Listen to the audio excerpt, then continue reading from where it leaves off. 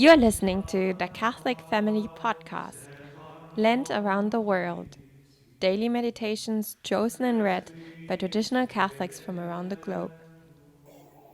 Divine Intimacy by Father Gabriel of St. Mary Magdalene, Thursday in the second week of Lent. Humility in our falls. Presence of God. I am a beggar and poor, but the Lord is careful for me. In the shadow of thy wings will I hope. Psalm 39:18-56. Meditation. If we contemplate our misery without raising our eyes to God, the Father of mercies, we will easily become discouraged. By examining ourselves thoroughly, we will see that discouragement always comes from two closely related causes.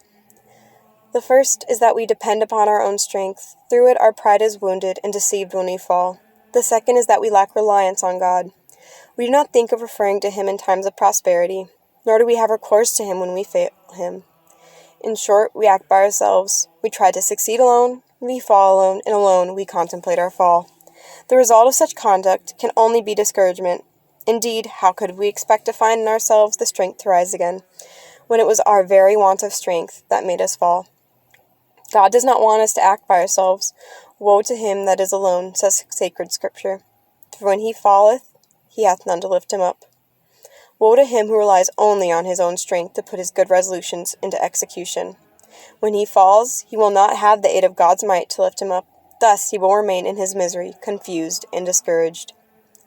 Just as we should not make good resolutions without counting on God's help to keep them, by the same token, we should not view our failures without considering God's mercy at the same time.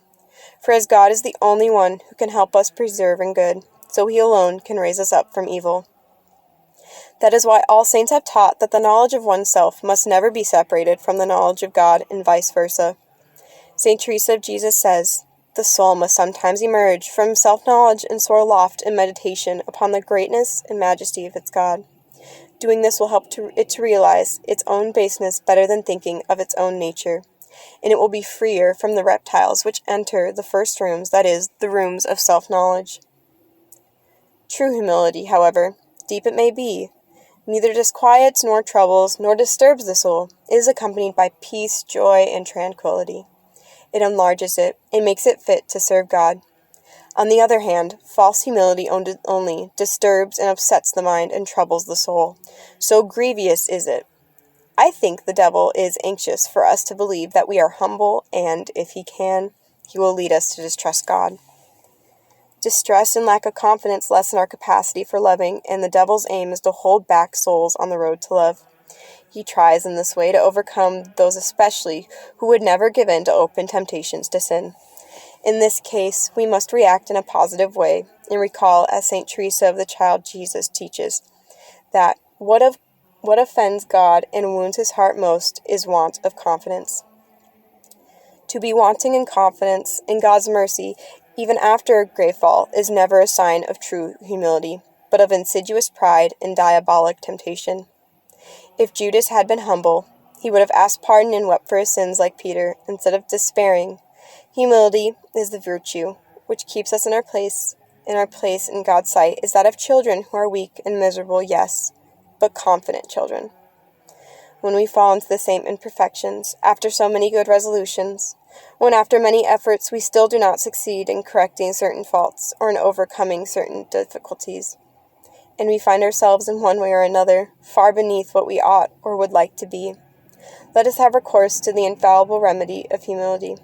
Humility, says St. Teresa of Jesus, is the ointment for our wounds.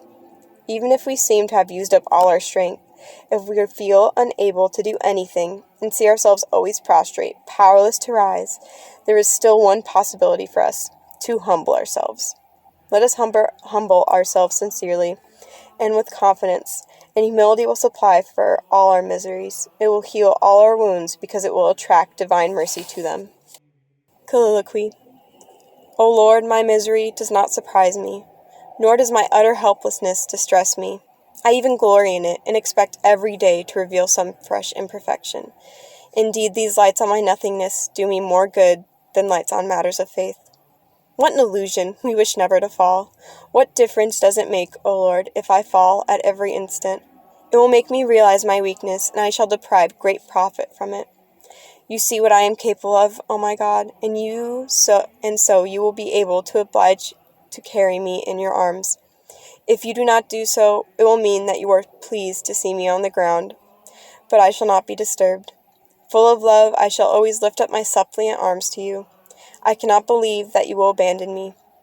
O Jesus, it is true that I am not always faithful, but I never become discouraged. I cast myself into your arms, and like a little dewdrop, I sink deeper and deeper into your chalice.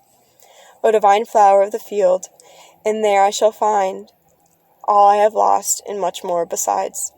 Yes, oh my God, I am happy to feel little and weak in your presence, and my heart remains in peace. I am glad to feel so imperfect and to need your mercy so much.